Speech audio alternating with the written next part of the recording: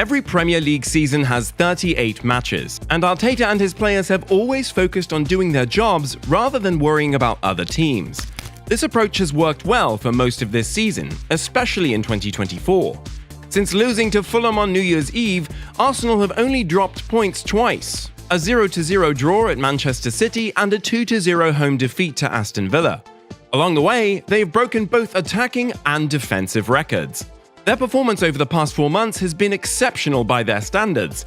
However, reflecting on their performance is important for improvement. This was clear after Arsenal lost 4-1 to Manchester City during last season's run-in.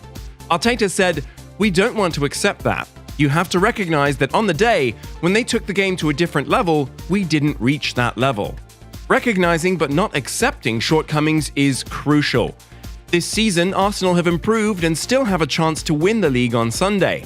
However, their weaknesses, mostly seen in the first half of the campaign, must be acknowledged. Their matches against Fulham, from which they only earned 1 point this season, highlight these issues.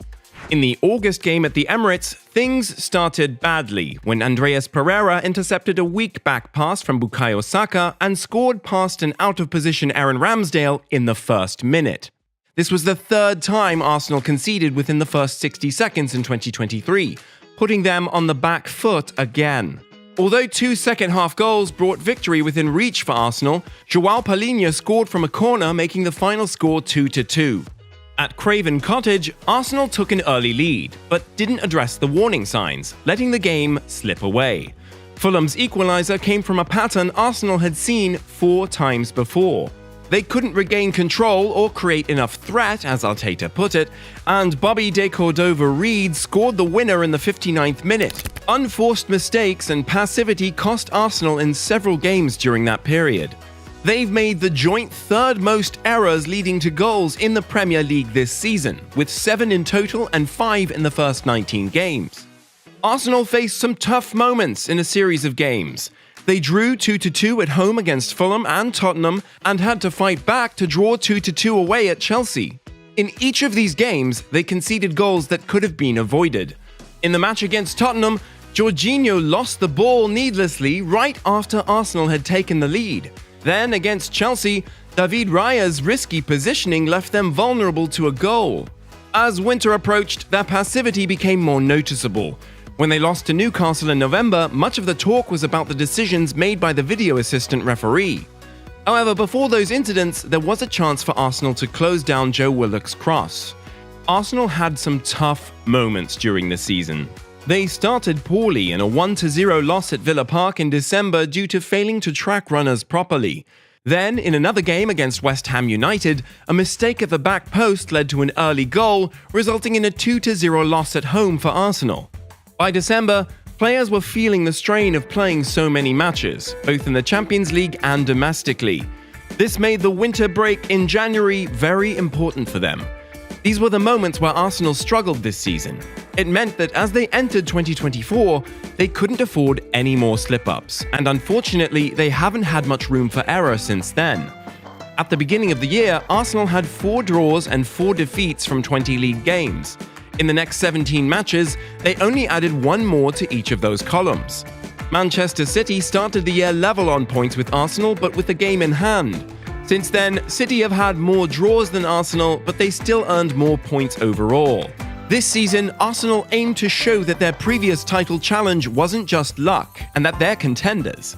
They've proven themselves, but under Arteta, there's always room for improvement. In the second half of the season, they've shown they can step up when needed, which is promising despite not winning the league. There's no clear pattern in their losses, except perhaps feeling tired against West Ham and Fulham. But even that's not entirely accurate. Fulham was a fatigue-driven performance, but West Ham was just one of those games. And since then, they've only dropped 5 points, suggesting they've learned their lessons anyway. This season marked their second highest points total ever, and they are not a club without a history of success. They finished strongly. City, and to a slightly lesser extent Liverpool, have dominated the league so much that they are now being judged on never dropping points. It seems like the trend nowadays is to take the joy out of being a football fan.